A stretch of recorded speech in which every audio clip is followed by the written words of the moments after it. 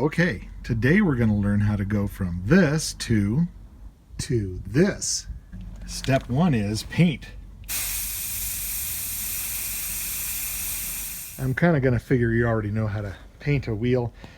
I took had the wheels taken off the tires taken off the wheels and stripped them down with a wire wheel on a grinder, and then sanded, primered, painted, and we're left with this. But the cost of Whitewalls these days is outrageous. So we're going to learn how to use Porta-Walls. Porta-Walls can be had for $60, $80, somewhere in there. I think I got these for $59 shipped. They took 3 weeks to get here, but I got them. And these will simulate Whitewalls on a more modern radial type, tread tire. You can get Whitewall radials, but I've priced them. The cheapest I ever found was around $89, and I'm cheap, so I think I got these tires for like $39 each. But I got the Porta-Walls, and we're going to put these on. First step is you want to let all the air out of the tire, all of it. I could not find my tire tool for to pull the little valve out, so I just pressed it. Didn't want you to watch 5 minutes of me letting air out of the tire. But you'll see this Porta-Wall fits down inside of the lip of the wheel here, between the wheel and the tire.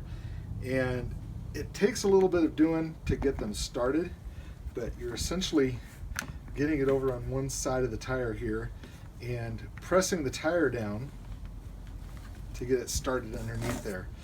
And we're just going to go around and start pressing that down in there. And at first it won't go all the way in as you need, but we'll show you how to get that around in there as we go around. And I'm just pushing down with my fist and pushing the Porta-Wall underneath the rim.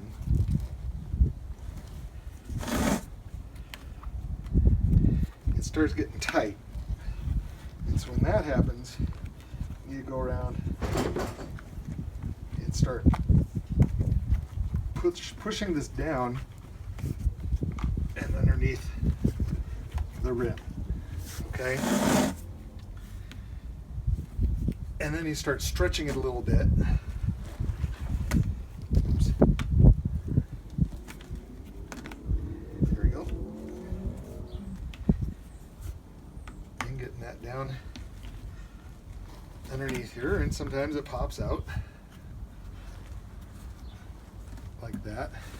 But you also need a mallet.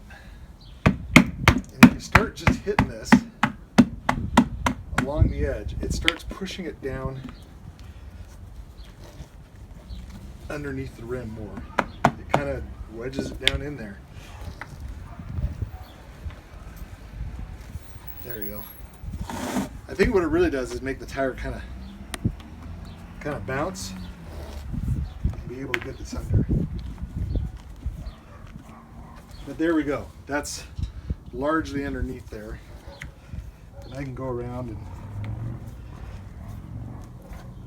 press on the tire to get in there, but ultimately to really get it in, you hit the white wall portion.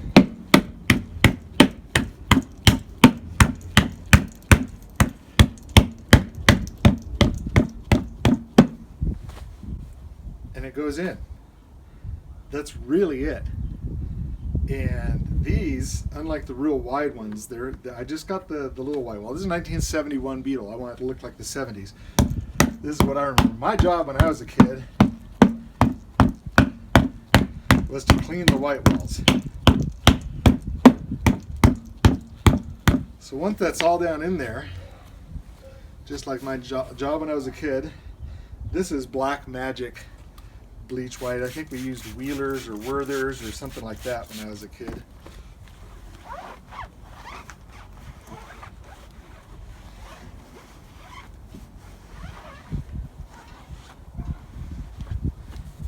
There we go.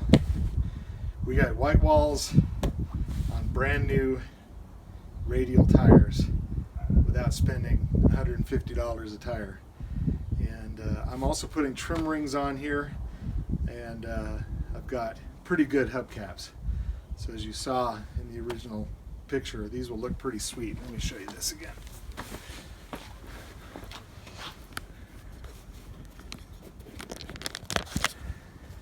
I think we said when I was a kid they'd look bad.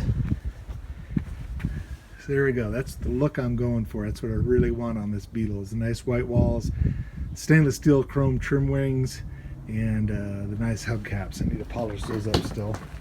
But it's that easy. Doesn't take very long.